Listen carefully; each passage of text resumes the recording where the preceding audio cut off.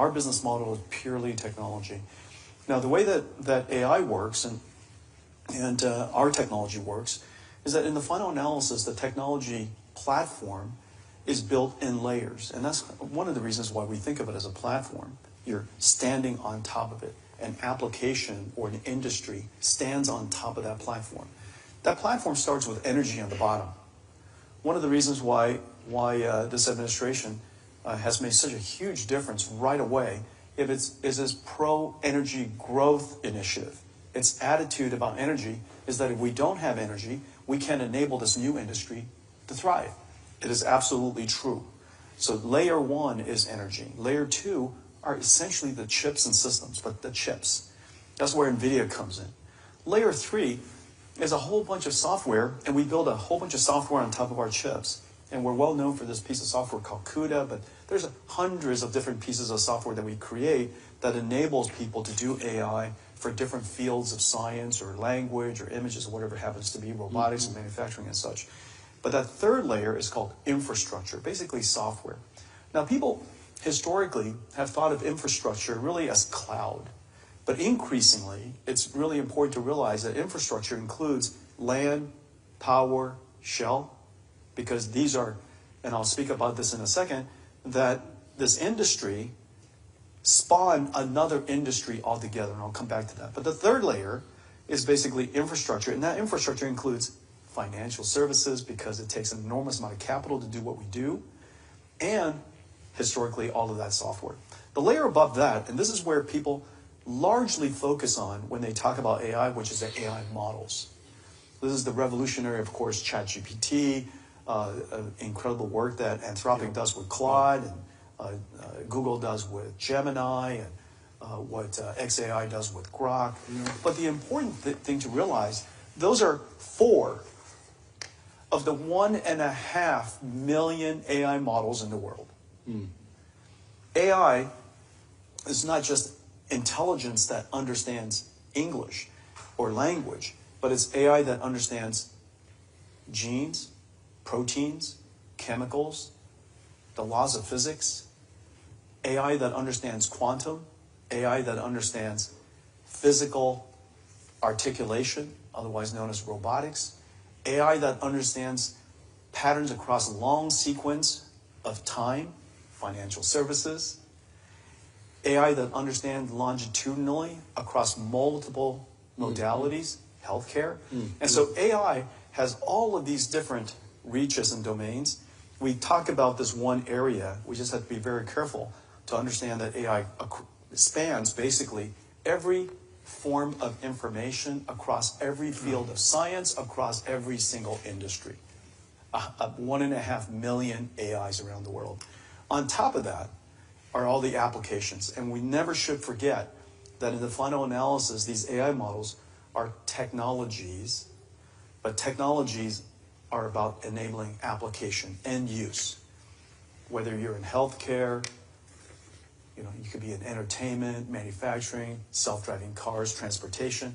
Each one of these industries have AIs that deeply affect them, and these are the 5-layer stack. Nvidia is at the lower level, the platform level. The reason why we say that we're an AI company that works with every single AI company in the world is because we're the platform by which we are able to work with all of these technology companies and all these application companies across all these industries. And so that is a platform that we created. The moat that people describe, not so much a moat, but basically the language by which all of these different applications and these different technologies speak to us is an architecture we invented 25 years ago called CUDA. And on top of that CUDA library is a whole bunch of algorithms that we invented over the years, and that is basically NVIDIA's platform. In the end, we don't build self-driving cars, but we work with every single self-driving car company in the world. In the end, we don't discover drugs, but we just have, we work with every single drug discovery company in the world. We're the platform by which they build their things. We're a platform company. I think I had a half a dozen young kids come up to me today saying Nvidia gave them a better gaming experience. I mean, all your before we invented the AI industry, the first industry we created is the modern gaming industry. Yeah. You don't know this. I'm very proud of this. Nvidia is the world's largest gaming platform. Yeah, and you probably didn't know that. That's how most of the kids were talking to me about that today. I want to see them. 300 million active users. Yeah. 100 million of them, Nintendo Switch. Yeah, Nvidia's in that. Okay, so let me ask you. You said something recently that was quite provocative. You said that China was winning the AI race, the AI competition. I know that you've got a powerful, competitor in Huawei, and Huawei has a lot of advantages you don't have. Why don't you describe this competition? Are we really losing? It was a very good headline. It was a great headline, yeah. And apparently caught a lot of attention. As you know, with headlines, the disclaimer part, the foundation part, was left out of the headline. But the way to think about that is that, let me just handicap it right now. If you look at AI and go back to the first thing that we said, AI is a 5-layer cake. Let's just always simplify. It's not quite this simplistic, but let's simplify AI into a 5-layer cake. Energy, chips, infrastructure, models, and applications. Okay? And let's handicap it across from bottom to top. At the lowest level, energy, China has twice the amount of energy we have as a nation. I want to ask about that. Twice as much energy as we have as a nation, and our economy is larger than theirs. Makes no sense to me.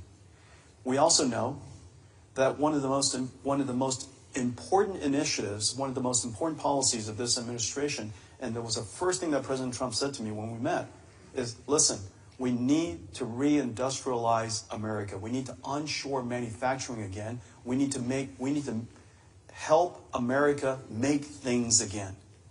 It's going to create jobs.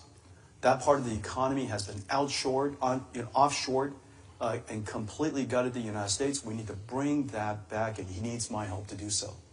And so that entire sector of the economy is missing.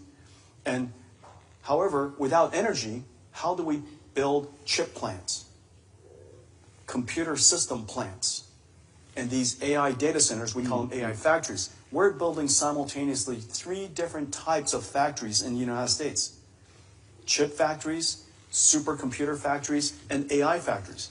They all require energy, every single one of them. Yeah. And so on the one hand, we want to reindustrialize the United States. How do you do that without energy? And so the fact that we vilified energy for so long, President Trump sticking his neck out and taking it on the chin and helping the country realize that energy is necessary for our growth, is one of the greatest things he's done right off the bat. And so now, at the energy level, back to that stack, we're 50%, and they're growing straight up. We're kind of flat right now. And so, number 1, energy. Number 2, chips. We're generations ahead. We are generations ahead on chips, and I think everybody recognizes that. Number 3, infrastructure. If you want to build a data center here in the United States, from breaking ground to standing up a AI supercomputer is probably about 3 years. They can build a hospital in a weekend. That's a real challenge. And so at the infrastructure layer, their velocity of building things, because they are builders, their velocity of building things is extraordinarily high. Now, really quickly on chips, we're several generations ahead, but don't be complacent. Remember, semiconductors is a manufacturing process. Anybody who thinks China can't manufacture is missing a big idea. But China discounts energy costs for a chip company by 50%. That's right. They provide free transportation for employees to come out to the factory. That's right. I mean, you can't do that. I mean, our energy cost is more expensive than theirs in the first place. Absolutely. And then they discounted 50%. And so we're probably call it 4 to 8 times the cost. So tell me, how do you feel about this great competition with China? I mean, the government is putting enormous resources underneath their champion. We don't do that in this country. You know, how do you feel about that? Well, before I get there, don't let me not answer that question. I'm dying to answer it.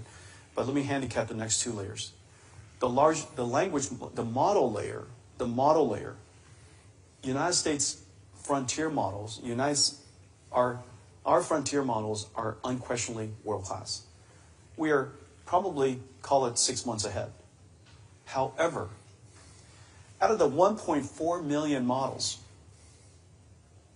most of them are open source. China is well ahead, way ahead on open source. Now, the reason why open source is so important is because without open source, startups can't thrive, university researchers can't do research, you can't teach AI, scientists can't use AI. Basically, all of the industry around your economy have no ability to fundamentally advance themselves unless you have open source. Without Linux, where would we be? Without Kubernetes, without PyTorch, all of these different types of technologies that made AI thrive are all open source. They are well ahead of us on open source. And then the layer above that, applications. If you were to do a poll of their society and ours, and you ask them, is AI likely to do more good than harm? They're going to say, in their case, 80% would say AI will do more good than harm. In our case, it'd be the other way around. And so that tells you something that's very, very important. Socially, we need to be careful not to describe AI in these science fiction movie ways of describing AI and causing people so much concern.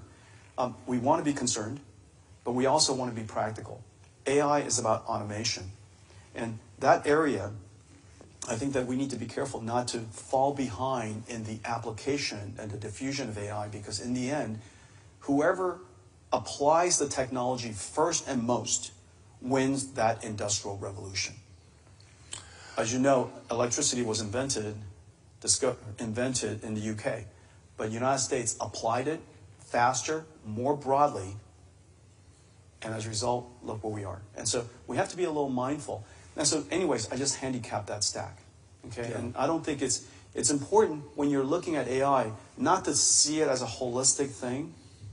It's really not about ChatGPT versus DeepSeek. You have to look at it across all of the stacks and across all of the industries. Does that make sense? It's a little bit more complicated than one simple answer. But do you feel you have a level playing field up against China putting their resources under Huawei?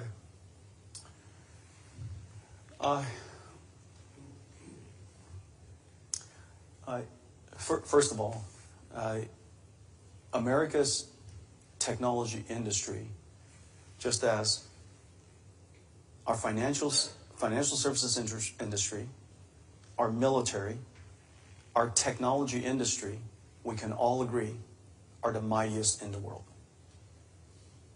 I am part of one of the mightiest industries anyone in history has ever seen. Oh. We have, going toe-to-toe against anyone, the American technology industry has nothing to fear. We are mighty, we're fast, we're inventive, we'll take anybody on. However, we can't concede the market to them. As you know, at the moment, Nvidia has been banned from going to China. Not to mention, China has banned Nvidia going to China. Yeah. So I think we're the first company in history that has been banned on both sides. And so whoever banned us going to China, them and China agree that Nvidia should not go to. Now, of course, I'm being a little cute here. and I'll be a little bit more nuanced here in a second. But at the moment, we're simply not competing in China. Now, what's going on? We have conceded essentially the second largest AI market, the second largest technology market in the world. I know. China will, it's not, somebody has said to me, well, yeah, okay, well, we're not in China, but we're going to grow somewhere else. You're not going to replace China. It's just as the world wanting to sell to America and they want to export to America. If they don't export to America, you're not going to replace the United States. We are singular in the world. We are absolutely singular. And so in the case of China, we shouldn't concede the entire market to them. They're formidable, but conceding that entire market, we ought to go compete for it. Having said that, we should also acknowledge that Huawei is one of the most formidable technology companies the world has ever seen. They deserve, although they have a lot of support, whatever support they have, they deserve all of the respect that everybody ought to give them. We compete with this company. They're formidable. They're agile. They move incredibly fast. We said if the United States was not in China, China's AI industry would be set back. Yeah. Absolutely has not happened. As a result, their semiconductor industry has double. You know, the semiconductor industry in the West, around the world, is growing at 20-30% per year. Growing 20-30% per year compounded versus doubling every year compounded doesn't take long to catch up. But, you know, they're starting on second base and we're just going up to the batter's box. You know, they've got a real advantage. And that means we need to think about this. Can I ask you, we, at the G20 summit, Li Keqiang, you know, the premier was there, and he was offering opportunities for countries to be participants with China on AI. And we didn't even send a delegation. It doesn't feel like we're in the game.